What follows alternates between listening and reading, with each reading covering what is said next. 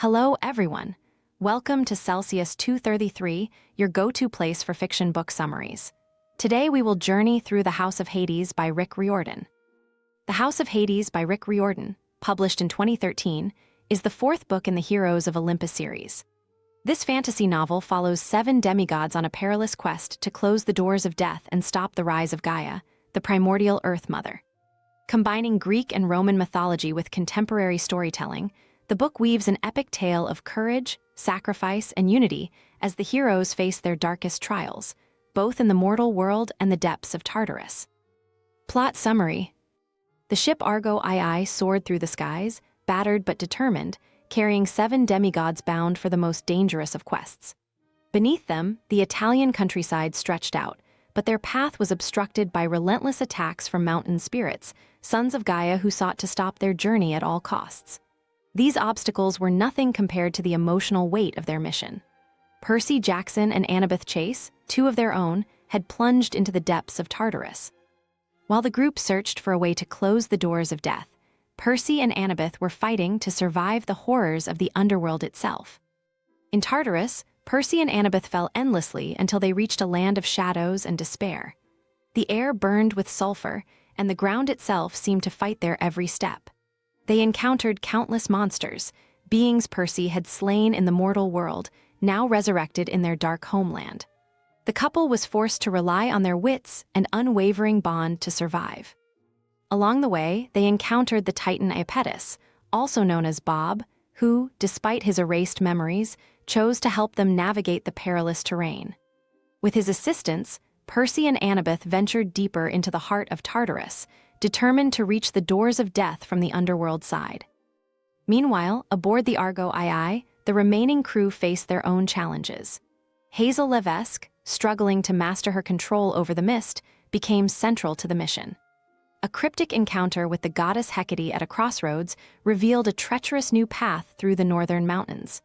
To succeed, Hazel would need to fully embrace her power, for a formidable enemy awaited her at the House of Hades. Leo Valdez, ever the inventor, kept the ship in motion and the team's spirits alive, even as he wrestled with feelings of loneliness. His journey took an unexpected turn when he was separated from the group and transported to the mysterious island of Ajaja.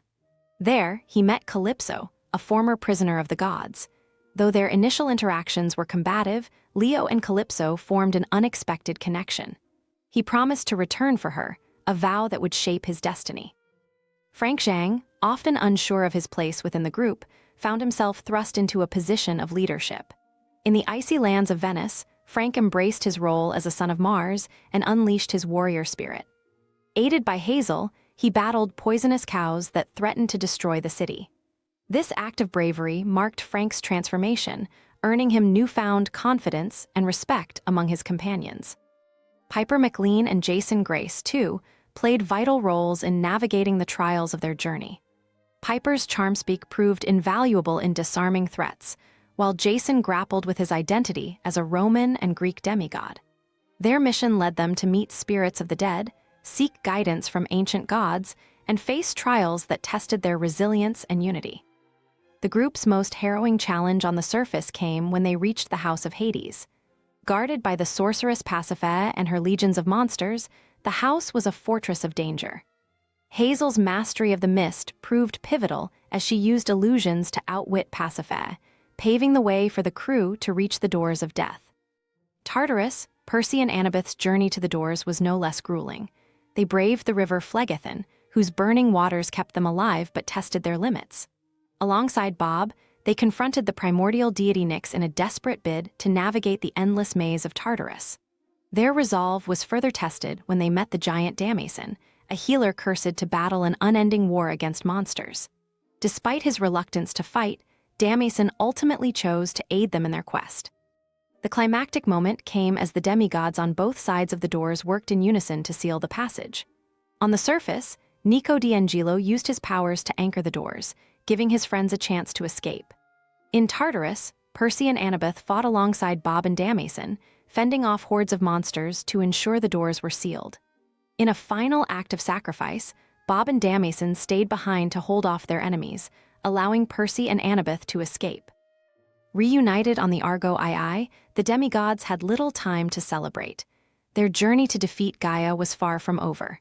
Yet, the bonds they had forged and the trials they had endured had strengthened their resolve. Together, they would face whatever challenges awaited them, knowing that the fate of the world depended on their unity and courage. That's it for now. If you loved this, don't forget to check out the rest of Heroes of Olympus series by Rick Riordan. You'll find them in the description or just search for them on Celsius 233. Remember, while our summaries capture the essence, they can never replace the full experience of reading the book. If this summary intrigued you, consider diving into the complete story, buy the book, and immerse yourself in Rick Riordan's original work. Bye-bye, take care, have fun.